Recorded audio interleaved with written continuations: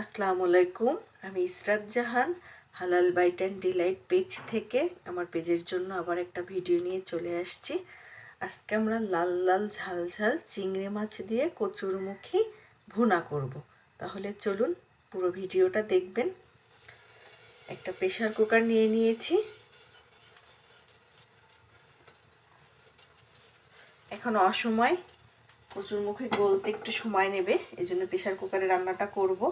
রান্নাটাও ঝটপট হয়ে যাবে। প্রথমেই পরিমাণ মতো রান্নার তেল দিয়ে দিলাম।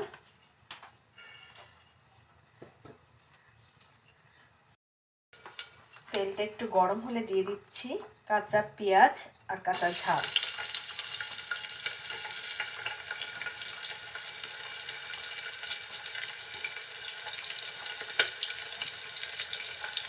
একই সাথে দিয়ে দিচ্ছি চিংড়ি মাছগুলো।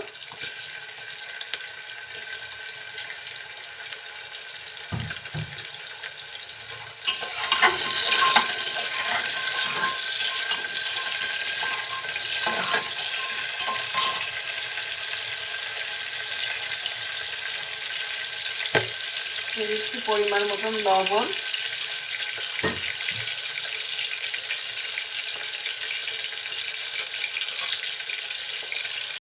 দিচ্ছি রসুন বাটা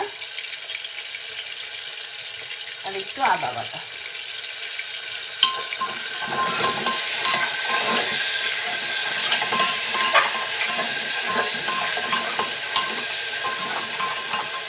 তেলের মধ্যে মশলাটা নাড়াচাড়া দিয়ে খুব সুন্দরভাবে একটু কষিয়ে নিচ্ছি, যাতে মশলার কোনো কাঁচা ফ্লেভার না থাকে।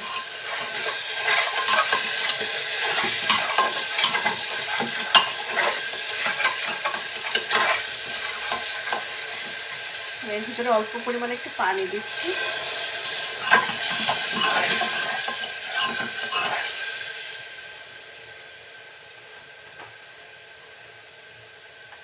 এখন দিব হলুদ গুঁড়া,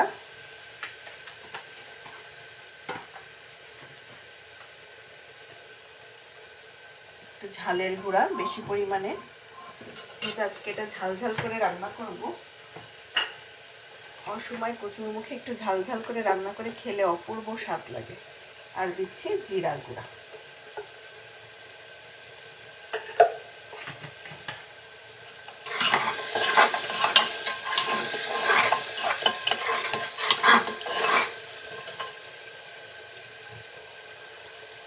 সব মশলাগুলো একটু কষিয়ে নিয়েছি। এখন দিয়ে দিব সেই কচুরমুখীগুলো। কচুরমুখী আমি আগের থেকে ধুয়ে কেটে পরিষ্কার করে রেখেছি। এখন দিয়ে দিচ্ছি।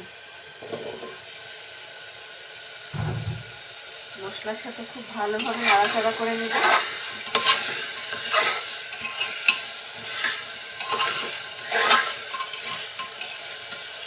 আপনারা কে কে এরকম ঝাল ঝাল কচুরমুখী চিংড়ি মাছ দিয়ে খেতে পছন্দ করেন কমেন্টে অবশ্যই জানাবেন কিন্তু।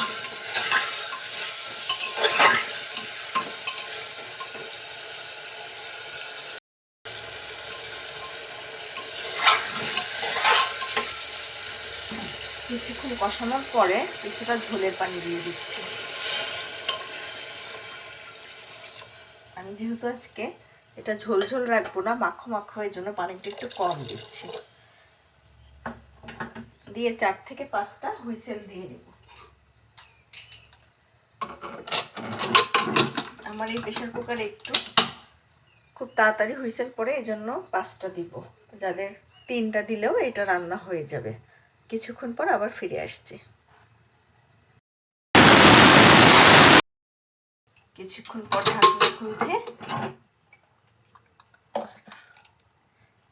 দেখুন তরকারিটা কত সুন্দর লোভনীয় হয়েছে। একদম মাখো মাখো, সবকিছু গলেও গিয়েছে, খেতেও অপূর্ব স্বাদ। যারা কচুরমুখী পছন্দ করেন তারা এভাবে একবার রান্না করে খেয়ে দেখবেন, খুব ভালো লাগবে। সবাইকে অনেক ধন্যবাদ দিয়ে আজকে এখানেই শেষ করছি। আল্লাহ হাফেজ।